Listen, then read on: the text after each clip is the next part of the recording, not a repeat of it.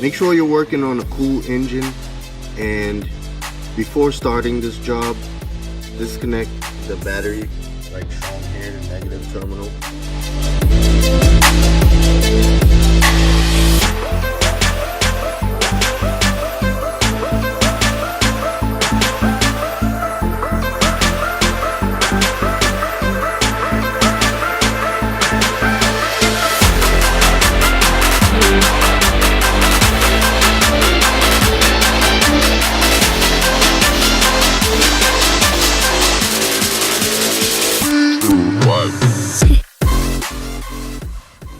Alright, so the first thing we need to do here is to drain the coolant, but we must remove the intercooler underneath off, and I'm going to show you where that is. It's right underneath. Just unclip it, and we could take it down so we can get to the drain plug.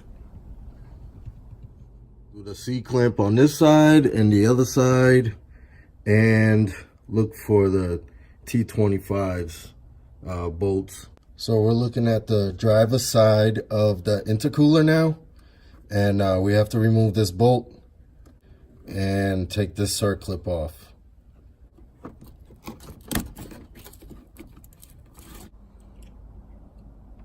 Alright, after loosening up the intercooler, I realized this fan is going to have to be removed first. So start removing the fan, disconnect the power. I used needle nose pliers, and then all you do now is just pull the connection off. Now just try to move as much as you can out of the way.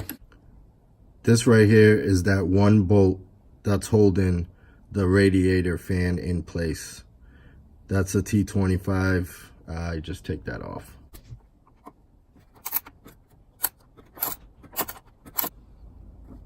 Alright, so the fan was a little bit difficult to remove, but we managed, what we managed to do is push it from underneath, and kind of made it this far so we can pull it out now.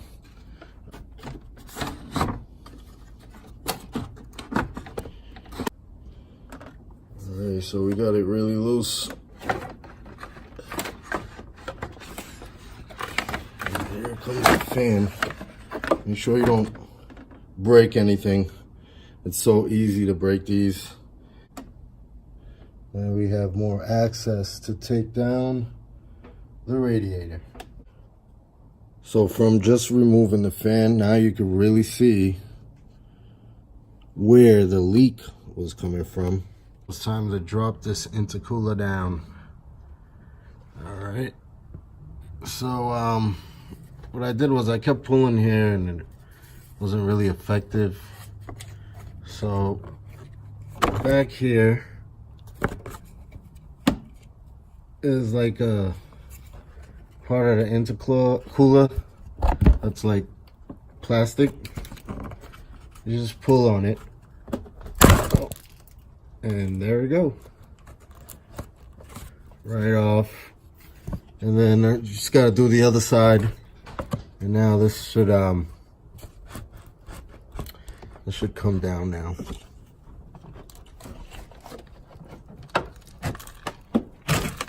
There we go. Wow. A lot of dirt, so be ready to get rained on.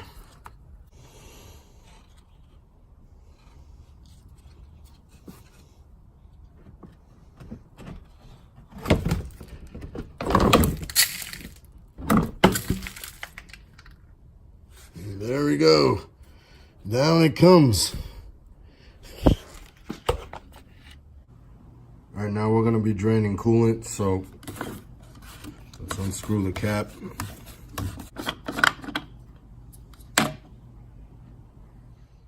Alrighty.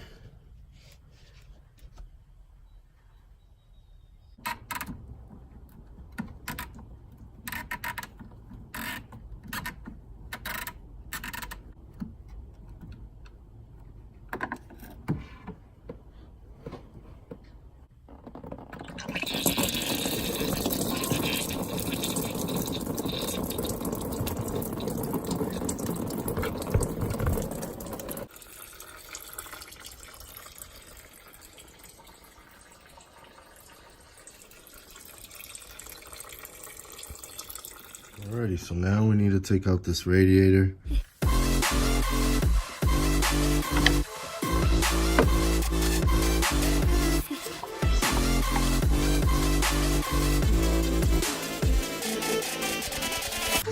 Okay.